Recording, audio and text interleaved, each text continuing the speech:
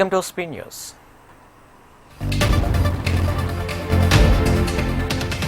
నిర్మల్ జిల్లా కడెంలోని విద్యుత్ ఉప కేంద్రాన్ని విద్యుత్ శాఖ మేనేజింగ్ డైరెక్టర్ వరుణ్ రెడ్డి పరిశీలించారు.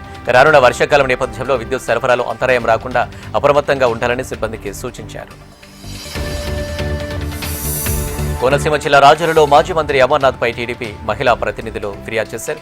హోంమంత్రి అనితపై అమర్నాథ్ అనుచిత వ్యాఖ్యలు చేశారని ఆరోపించారు. బాధ్యతాయుతమైన పదవిలో ఉన్న మహిళపై తరహా వ్యాఖ్యలు చేయడం సమంజసం కాదని చట్టపరమైన చర్యలు తీసుకోవాలని కోరారు. సోషల్ మీడియా విభాగంపై అక్రమ కేసులు నిరసిస్తూ ఎన్టీఆర్ జిల్లాలో వైసీపీ శ్రేణులు నిరసన చేపట్టారు.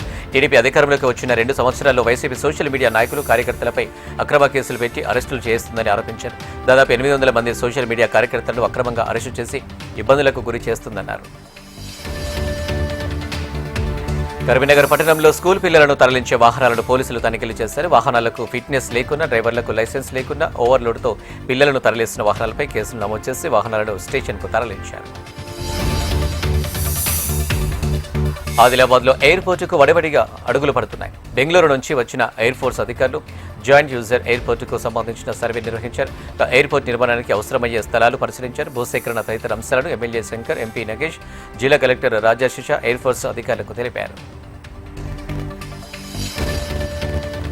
నిజామాబాద్ జిల్లా సిరికొండలో రైతులు ఆందోళనకు దిగారు. యూరియా యాప్ రద్దు చేయాలని బీఆర్ఎస్ పార్టీ తరపున రైతులు రాస్తారోకో నిర్వహించారు. పాత పద్ధతిలోనే యూరియా అందించాలని రైతులు డిమాండ్ చేశారు. భద్రాద్రి కొత్తగూడెం జిల్లా మామిడిగుండాలలో భూ పోరాట కమిటీ ఆధ్వర్యంలో గిరిజన రైతులు నిరసన ర్యాలీ నిర్వహించారు.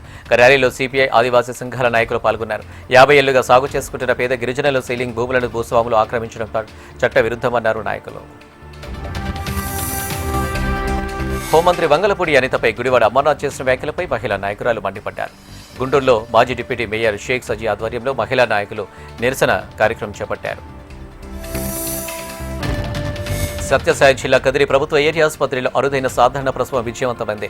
4.5 కిలోల బరువున్న ఆరోగ్యవంతమైన మగ శిశువుకు ఓ మహిళ జన్మనిచ్చింది. ప్రజలు ప్రైవేటు ఆసుపత్రుల్లో అధిక ఖర్చులు చేయకుండా ప్రభుత్వ ఆసుపత్రుల్లో అందుతున్న నాణ్యమైన వైద్య సేవలను సద్వినియోగం చేసుకోవాలని డాక్టర్ హుస్సేన్ కోరారు. ఒక్క ఛాన్స్ అంటూ అధికారంలోకి వచ్చిన జగన్ రాష్ట్రంలో విధ్వంస పాలనతో చరిత్రలో వెన్నుపోటుదారుడిగా నిలిచిపోయారని మంత్రి సవిత విమర్శించారు. కూటమి ప్రభుత్వంతోనే ఏపీ ప్రజల భవిష్యత్తుకు భరోసా లభిస్తుందని, రాష్ట్రాన్ని అన్ని రంగాల్లోనూ సీఎం చంద్రబాబు అభివృద్ధి పథంలో నడిపిస్తున్నారని కొనియాడారు. ఎన్నికల ముందు ఇచ్చిన ప్రతి హామీని నెరవేరుస్తూ కూటమి ప్రభుత్వం పాలన సాగిస్తుందన్నారు మంత్రి.